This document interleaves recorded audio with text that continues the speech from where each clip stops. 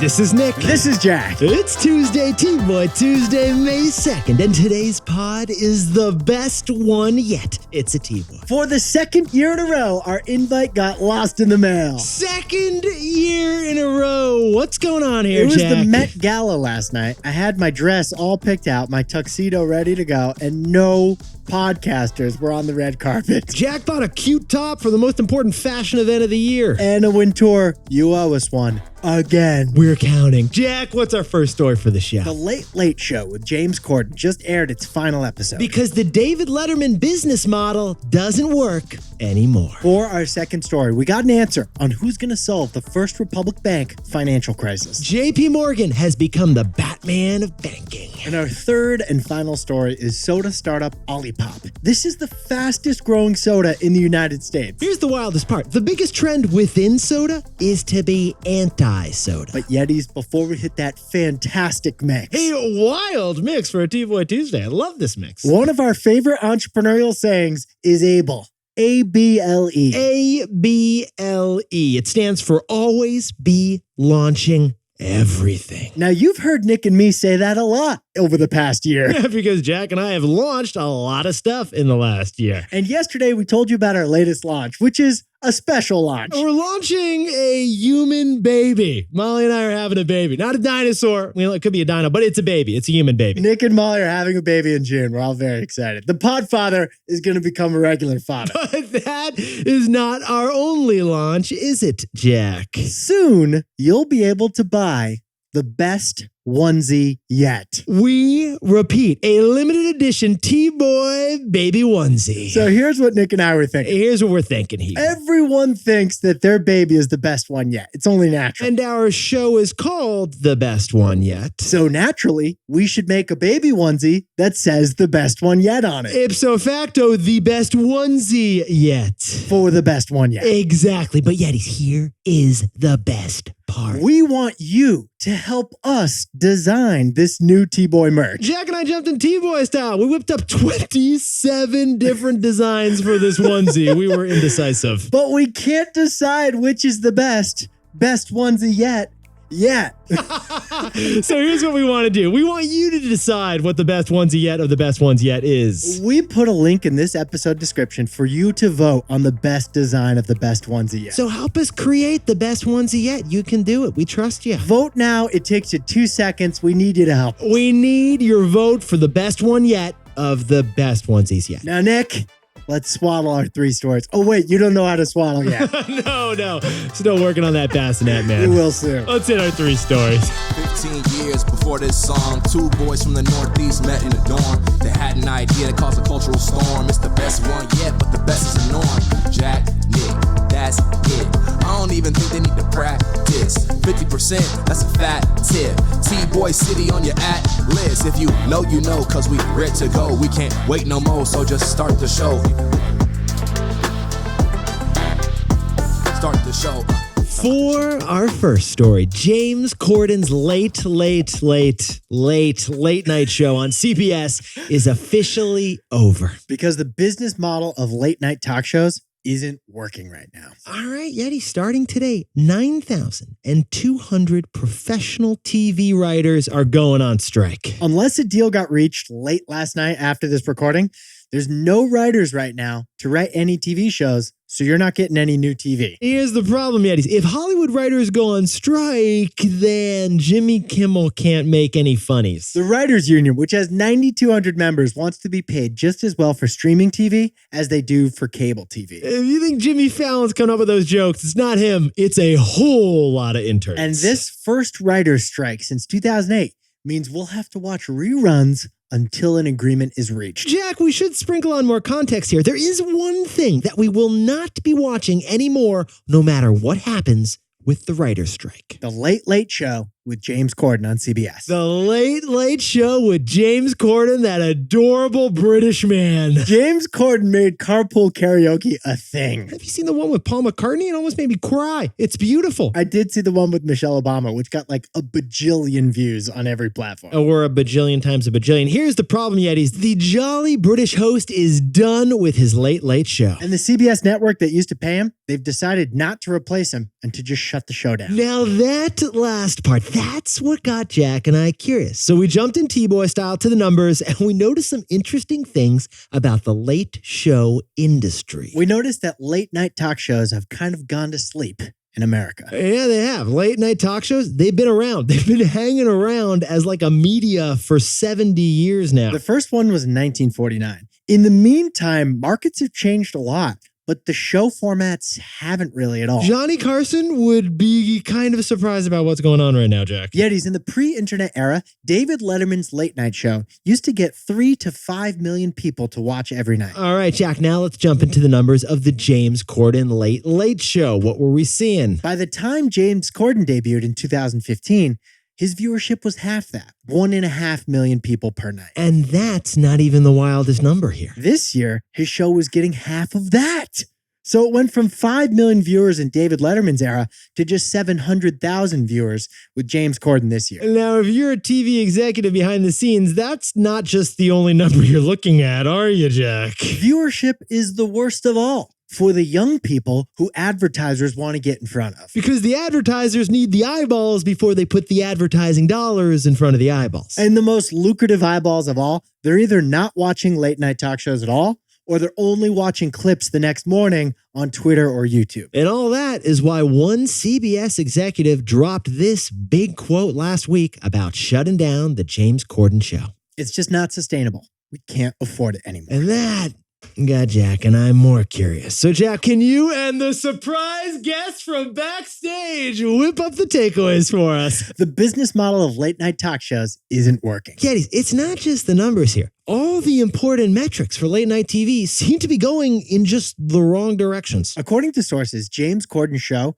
costs $65 million a year to produce, but it brings in just $45 million a year in revenues. That's a problem. While viewership's down, advertising is down too. For the top 6 talk shows, ad sales have fallen by 60% from their 2016 peak. Okay, that's all the numbers of the revenues coming in. But then, Jack, can we talk about the costs that are going up? It's not just inflation. Jimmy Fallon and Stephen Colbert get paid $15 million a year to host their shows. Oh, and on top of that, they got a staff of writers they need to write shows because it's a daily program. That's expensive. Compare all those expenses and those shrinking revenues to a reality TV show. Okay, what's going on with Love is Blind? Love is Blind has no script. The cast is barely getting paid. And we're pretty sure that wasn't top shelf wine they were pouring 24/7. Netflix can't stream it live yet, but they're working on it. We'll take another round. Yeah, that doesn't cost them anything. Nick and I hope that late night talk shows evolve because James Corden's finale episode was amazing. But in the meantime, this business model, it's just not working. For our second story, the First Republic Bank crisis is over because JPMorgan is just gonna buy the whole thing. Look, bigness is generally kind of bad, but America actually benefits from its biggest big bank's bigness. In business. Yetis, yesterday, Jack and I were telling you about how First Republic Bank was just falling apart right in front of our eyes. In just 2 months, the stock had fallen by 99%. Because investors found out the bank owed $50 billion more money than it owned. All right, so Jack and I were working on the story all weekend, and we were wondering this question. Who is going to pay for those $50 billion of losses that First Republic Bank has? We said it was basically going to be one of 3 people who's going to pay for those $50 billion in First Republic losses. It's either customers who have deposits, the big banks, or the U.S. government. Well, on Monday morning at Jack, what was it, 4:30? 4:30 in the morning. We read the earliest press releases we've ever seen. The CEOs and the governments must have been working all weekend on this thing. After all that weekend work, they announced that the answer is kind of a hybrid one, right? Like it's kind of a hybrid. Yeah, the answer is a big bank is taking on First Republic Bank, but they're doing it with the help of the U.S. government. Besties, on Monday morning, First Republic Bank's 88 bank branches opened up as part of JPMorgan. This is kind of good news for JPMorgan, because if you have an account with First Republic Bank, you still have an account and the money's still there, but it's now part of JPMorgan Chase. So if you're JP Morgan, you are taking over a potentially lucrative new customer relationship with a whole bunch of high-end techie customers. But the bad news for JPMorgan Chase is that they're buying something that's $50 billion short on money. Yeah, that's 50 billion IOUs that are now JP Morgan's IOUs. So based on that, they got the U.S. government to agree to chip in about $13 billion to help make this deal happen. If any of First Republic's loans default or lose money in the next few years, then the U.S. government is going to cover 80% of them. So JP Morgan gets a whole bunch of new customers and only 20% of the risk of this bank. Which is why JP Morgan's CEO, Jamie Dimon, said this. This part of the crisis is now over. You didn't say the whole crisis, we noticed. Just this part? It's not that confidence-inducing a statement, actually. He said this part of the crisis. We need less Jamie and more Jamie. So, Jack, what's the takeaway for our buddies in the entire financial system? America benefits from its biggest big bank's bigness. Yeti's funny thing Jack and I noticed. JP Morgan, you have got an interesting little history of stepping up in America's moments of financial need. In 2008, JP Morgan acquired Bear Stearns and Washington Mutual, two firms that were probably headed for bankruptcy. And in both those cases, JP Morgan took a big risk. It bought some really bad financial assets for the sake of the economy. But just like right now, JP Morgan got some help back then from a very appreciative U.S. government. All right, so Jack and I had to ask, why is there a history of America and its biggest bank putting out crises together? Because their interests happen to be aligned. Exactly. JP Morgan performs best with a stable financial system and strong economy. And the government performs best with a stable financial system and a strong economy. Well, America's biggest bank is profitable enough to afford a short-term loss on First Republic Bank for that long-term outlook. So America benefits from its biggest big bank's bigness. In business. For our third and final story, Ollipop, the gut health soda startup, is about to hit, get this, $200 million in annual sales. There's a trend they're benefiting from. Reducitarians. They're growing by reducing. Is that what we're going to go here for, Jack? That's what we're sprinkling on? I mean. Well, that's right. In the meantime, Yetis, can we talk about safe soda? Can we talk about Friendly Fizz? Jack, you interested in a anti-cavity cola?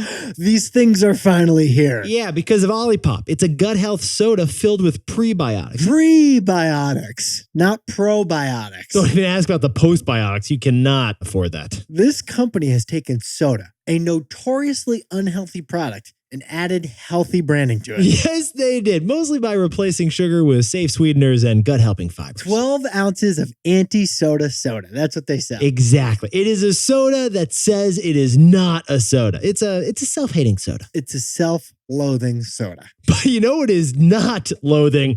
The numbers on this soda startup, are they? Sales this year are on track to double to $200 million. $200 million for a startup that's only 5 years old. Jack, we sprinkle on a little context here? We compared this to LaCroix, a company that's kind of similar, like cans of healthier stuff. They've been pumping out pamplemousse for like decades now. LaCroix does about 5 times more than that in annual sales, $1 billion. Yetis, here's the wildest part about this anti-soda soda company, Olipop. The flavor of the soda is important. Like really important. Critical banana cream. You got to nail that flavor. And apparently one person decides the flavor of all their sodas. The founder is a self-proclaimed super taster. This is a real thing, by the way. You can be a super taster. He says his taste buds have extreme sensitivity, so he is supremely qualified to decide the flavors of all the cans. 1 out of 5 people on Earth is apparently a super taster. This guy, if you have paprika anywhere in the household, he knows about your paprika. He senses it like Yoda senses the Force. This guy can taste a leaf of lime through 6 Tupperwares. This is a one-man dictatorship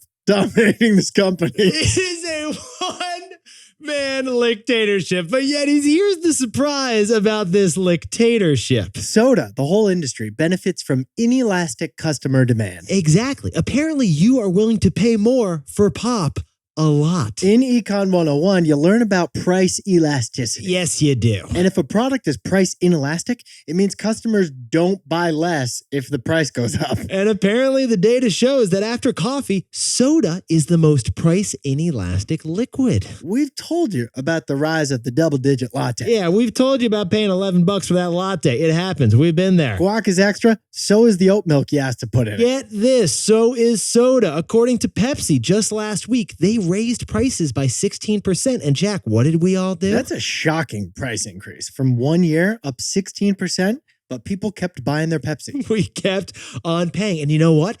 That is critical for Ollipop's business model. Because Ollipop is a premium product. They're $2.50 a can. Apparently, we'll pay for that pop. So, Jack, what's the takeaway for our soda buddies over at Ollipop? The reducitarian trend is growing. Yetis, we first talked to you about reducitarians with plant-based meat. We talked to you about how you're reducing meat content, but you're not eliminating meat content. 80% of Beyond Meat's buyers weren't vegetarians. They were people who also ate meat. Well, Jack and I noticed the same trend when we interviewed Athletic, the biggest craft non-alcoholic beer company in America. A majority of Athletic's non-alcoholic drinkers also consume alcohol sometimes. Well, it looks like Ollipop is another example of the reducitarian trend. The market opportunity for Ollipop isn't people trying to cut out soda completely. It's people trying to limit their soda. Exactly, because sometimes it's easier to reduce than it is to eliminate. Jack, can you whip up the takeaways for us for T-Boy Tuesday? James Corden's Late Late Show has ended. Writer's strike notwithstanding. But it's not just James. The business model of late night talk shows isn't working right now. For our second story, JPMorgan Chase has taken over the struggling First Republic Bank. Apparently, during financial crises, America benefits from its biggest bank. For our third and final story, it's Ollipop. They're doubling sales of soda to reducitarian. They're focused on customers reducing soda, not eliminating it.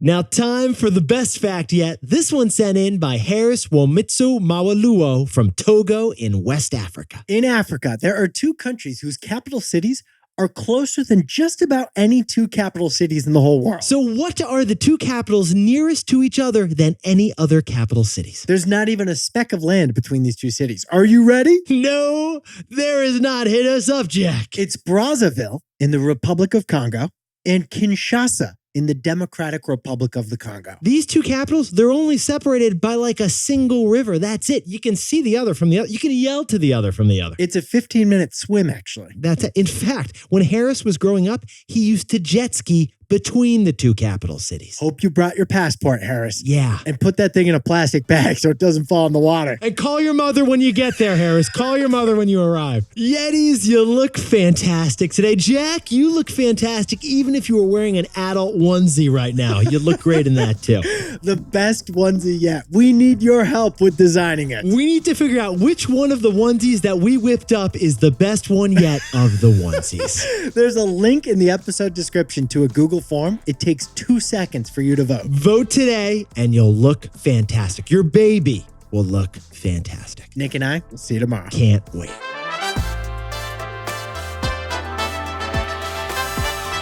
And before we go, a shout out to Brown Bear Yeti Kai Liangfu from Zhengzhou, China, on being the 255th graduation speaker at Brown University. And happy birthday to my mom, Jennifer Kramer, from New Hampshire, via Vermont, via Florida, via New York. The best mom yet of 4 boys. Not too shabby. There you go, Jennifer. 4 boys this woman raised in that household. That's 4 onesies. And a happy birthday to Christian Lichty from Stroudsburg, Pennsylvania. And happy birthday to Now, who's turning 28 in Tokyo, Japan. And a happy birthday to Papa Paolo, who's celebrating with his family right now. Congratulations to Carrie Hernandez, who just became an aunt down in El Salvador. And finally, congratulations to Jesse Colzo, who's buying their first home in Fort Worth, Texas. And to anyone else celebrating something today, make it a T-Boy. Celebrate the wins. This is Jack. I own stock of Netflix and Nick owns stock of Beyond Meat.